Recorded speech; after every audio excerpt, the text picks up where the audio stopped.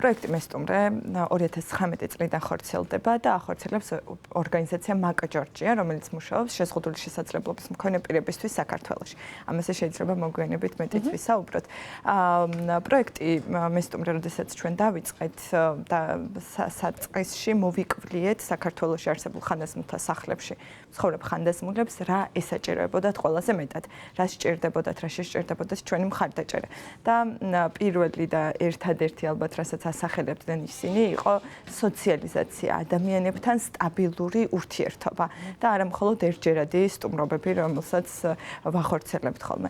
სწორედ აქედან დაიბადა იდეა, რომ შეგვექმნა მოხალისეობრივი საქმიანობა, რომელიც მისცემდა ხანდაზმულებს და საზოგადოებას აი ამ სოციალიზაციის შესაძლებლობას. დიახ, აი სტაბილური ურთიერთობა ადამიანებთან ახსენეთ. რა სიხშირით და რა ხანგრძლივობით მოიაზრებს ეს შეხვედრები ახალგაზრდების ვიზიტებს დაუშვათ აი ამ ხანდაზმულებთან? თავდაპირველად დავიწყეთ 3 თვიანი პროგრამით. კვირაში 1 დღე 1 საათი სტუმრობს კონკრეტული 2 მოხალისე ერთ კონკრეტულ ხანდაზმულს. ესეც ავიღეთ ჩვენ რა თქმა უნდა გამოცდილებებით ევროპის ქვეყნებში, რადგანაც არ ჩამოყალიბდეს ისეთი მიჯაჭვულობა, რომ ხანდაზმულს შემდეგ გაუჭირდეს მოხალისესთან დამშვიდობება. თუმცა 3 თვე თავდაპირველად ძალიან ცოტა აღმოჩნდა და ეხლა გავზარდეთ 6 თვემდე. თუმცა აქედან 1 თვე სრულად ეთმობა მოსამზადებელ პერიოდს. და რას გულისხმობს ეს მოსამზადებელი პერიოდი? და მეთანხმებით, რომ ერთია გინდოდეს მოხალისეობა და მეორე არ იცოდე. ხო, ბევრი რამ, განსაკუთრებით, როდესაც საქმე გვაქვს ხანდაზმულ ასაკთან და განსაკუთრებით იმ ადამიანებთან, რომლებიც ესეთ პირობებში ცხოვრობენ, ხო? ძალიან მნიშვნელოვანია ჩვენ მოხალისეებს მივაწოდოთ დეტალური ინფორმაცია, ეფექტურ კომუნიკაციაზე ხანდაზმულ ასაკობრივ მახასიათებელზე, სხვადასხვა დიაგნოზსა და მდგომარეობაზე, რასაც ჩვენი ორგანიზაციის მაკა ჯორჯიას ფსიქოლოგები და ოკუპაციური თერაპევტები აწვდიან. ხოლო 1 თვის შემდეგ უკვე თვით 2 მოხალისეს ვაწყვილებთ ერთ ხანდაზმულთან და კვირაში 1 დღე 1 საათი 5 თვის განმავლობაში ისინი სტუმრობენ მათ. ელენე, ძალიან ბევრი, განსაკუთრებით ბევრი მოხალისე გამოჩნდა მოხალისობის მსურველი, აი ამ მეათე ეტაპზე. რას უკავშირებთ ამას? რატომ გაიზარდა მოხალისეობის მსურველთა რაოდენობა? რითი არის ეს დაუშვათ ხელშეწყობილი თქვენ მე რა კეთდება ამისთვის? კი ბატონო, პირველ რიგში ყოველთვის აღვნიშნავ ხოლმე, რომ ჩვენ ქართველებს ძალიან გვიყვარს და გვჭირდება ისეთი სივრცე, სადაც შევძლებთ ჩვენი სიკეთის, ჩვენი დროის, ასე ვთქვათ, გამოყენებას და უანგაროდ გაცემას ამ ჩვენი დროის და სიკეთის და სიყვარულის პარალელურად. თუმცა ჩვენ ბევრი ნაბიჯი გადავდგით ამისთვის. თავიდან დავიწყეთ ძალიან ცოტა რაოდენობით, მხოლოდ 10 მოხალისით და ეტაპობრივად ვიზრდებოდით, რადგან სამწუხაროდ საქართველოში ბევრი მსგავსი ტიპის მოხალისეობრივი საქმიანობის შესაძლებლობა არ არის. ვცდილობდით, რომ ეტაპობრივად განვითარებულიყავით, გვესწავლა ჩვენს პროცესში, ცნობიერება აგვემაღლებინა საზოგადოებაში, რომ მოხალისეობრივი საქმიანობა შესაძლებელია, კარგია და ასე ვთქვათ, ბევრის მომცემია საზოგადოებისთვის და დროთა განმავლობაში ნელ-ნელა ჩვენ უკვე 150 მოხალისემდე ავედით, სწორედ აი ამ ცნობიერების ამაღლებით, სხვადასხვა კამპანიებით, რომელიც სოციალურ სივრცეებში ვრცელდება და განსაკუთრებით ალბათ ყველაზე მეტად მოქმედებს აი ეს პირადი კონტაქტები, პირადი ინფორმაციების გაზიარება. ვინ არიან თქვენი მოხალისეები? აი ვის შეუძლია იყოს მოხალისე? თუ არის აიმე შეზღუდვები დაუშვათ ასაკის მხრივ, ან თქვათ პროფესიული ჯგუფის მხრივ, რა კრიტერიუმებით არჩევთ მოხალისეებს? კი ბატონო, ჩვენთან მხოლოდ არის შეზღუდვა ასაკობრივი 17 წლამდე მოხალისეებს ვერ ვიღებთ.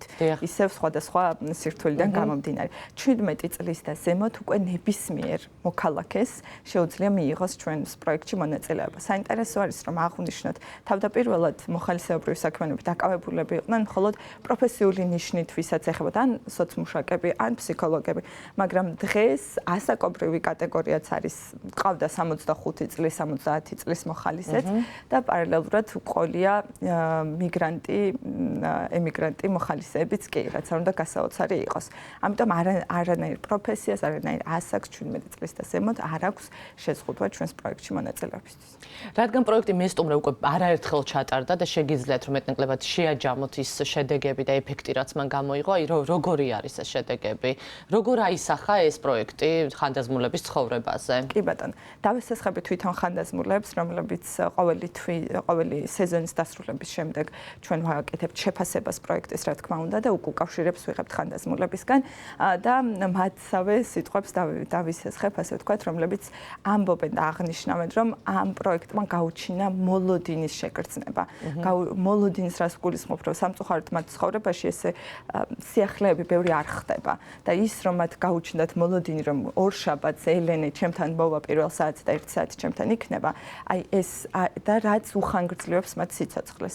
ასევე მისცემთ მათ შესაძლებლობა, რომ სიახლეები დაეწყოთ მათ ცხოვრებაში. ის განცდები, რაც ჰქონდათ მანამდე, რომ აღარავის აღარ აინტერესებთ, მათი ფუნქცია დაკარგეს, ასე ვთქვათ, ქვეყანაზე, მათ ეს ფუნქცია დავუბრუნეთ. ელენე, მოგვიყევით ზოგადად მაგ ჯორჯიას საქმიანობის შესახებ. თქვენ ბრძანეთ, რომ ეს არის შეზღუდული შესაძლებლობების საჭიროებებზე მიმართული ორგანიზაცია. რა საქმიანობთ, რა პროექტებს ახორციელებთ? მაგ ჯორჯია 2008 წლიდან ფუნქციონირებს საქართველოში და აწვდის მხარდაჭერას სერვისებზე, ხელმისაწვდომობას, რესურსებზე ხელმისაწვდომობას არა მხოლოდ შეზღუდული შესაძლებლობის მქონე პირებს, არამედ მათ ოჯახის წევრებს და ასევე მათთან მომუშავე სპეციალისტებს, ხო? ჩვენ გვაქვს ფსიქოსაგანმანათლებლო სერვისები, რომლის საშუალებითაც ჩვენ ვაწვდით საქართველოში სპეციალისტებს, მშობლებს, პარალელურად განათლებას, ტრენინგებს, ასევე გვაქვს ეტლების პროგრამა, მაღალი მორგების პედიატრიულ ეტლს ვაწვდით სახელმწიფოს დაფინანსებით პროგრამით. საქართველოში პირველები ვართ, რომლებიც მათ შემოიტანეს ეს მაღალი მორგების პედიატრიული ეტლი, ასევე გვაქვს სხვადასხვა სასტიპენდიო პროგრამა გაძლიერების კუთხით და ასე შემდეგ, მოკლედ, ბევრი სხვადასხვა პროექტი გვაქვს. მინდა ისევ პროექტ მესტუმრას მივუბრუნდეთ. ზოგადად რამ გიკარნახათ ეს იდეა? როგორ აი რა ეტაპზე და როგორ დაინახეთ საჭიროება ამ პროექტის? ჩვენთან იყო ჩვენს ორგანიზაციაში ხშირად არის ხოლმე მოხალისეები სხვადასხვა ქვეყნიდან და ინგლისიდან იყო ერთ-ერთი მოხალისე, რომელმაც გააზიარა, რომ ესე კვირაში ერთი დღე სტუმრობდნენ ხანდაზმულებს, ოღონდ იმ მათ შემთხვევაში მარტოხელა ხანდაზმულებს, რომლებიც თავის სახლში ცხოვრობდნენ. და რაღაცა გაგვიჩნდა სურვილი, რომ რატომაც არ შეიძლება მსგავსი პროექტი გადმოგვეტანა ჩვენს ქვეყანაშიც, თუმცა დავიწყეთ მოძიება, როგორც აღვნიშნე, ჩვენი ქვეყნისთვის რა უფრო იქნებოდა რელევანტური და როგორ შეიძლებოდა ამის გადმოტანა. სწორედ აი ამან გვიბიძგა და შემდეგ დავიწყეთ მოკვლევა, რა იყო საჭიროება, როგორ შეგვეძლო მხარდაჭერა მათი და დაიბადა იდეაც და სახელიც ალბათ ესე მეტყველებს მესტუმრე თვითონ რაღაც განცდებს უკვე ქმნის, რასაც აკეთებს. თუ გიფიქრიათ, რომ აი დავუშვათ მარტოხელა საკუთარ სახლში მცხოვრები მოხუცების ჩაგერთოთ ამ პროგრამაში, აი ეს კომპონენტიც რო შეგეტანათ და ეს რა სირთულებთან არის დაკავშირებული, უფრო რთულია ალბათ ტექნიკურად ეს. ეს რთულია პირველ რიგში, ჩვენ ფიქრობთ უკვე სექტემბრიდან დავიწყოთ სიმართლე გითხრათ, უბრალოდ ფიქრობთ, რომ ეს პროგრამა დავამატოთ შინმოვლის სახელმწიფო პროგრამას, რომელიც არის და ემსახურება მარტოხელა ხანდაზმულებს, რადგანაც ჩვენ გვჭირდება სხვა კუთხით გამოცდილება, სხვა კუთხით მომზადება, ტრენინგები, ხო? და ძალიან მნიშვნელოვანია იყოს მხარდაჭერილი, იმიტომ რომ ვცადეთ სიმართლე გითხრათ რამდენიმე ხანდაზმულთან და ჩვენი ქვეყნისთვის და კულტურისთვის კიდევ უფრო მეტად რთულია სახლის კარი გაუღოს სხვა ადამიანს. მაგრამ ვფიქრობთ, რომ იმდენად საჭიროა ეს პროექტი და ჩვენს ქვეყანაში სამწუხაროდ გვყავს ძალიან ბევრი მარტოხელა ხანდაზმული, რომ ამ გამოწვევასაც მივიღებთ და აუცილებლად მივაწვდით მათ ამ სერვისს.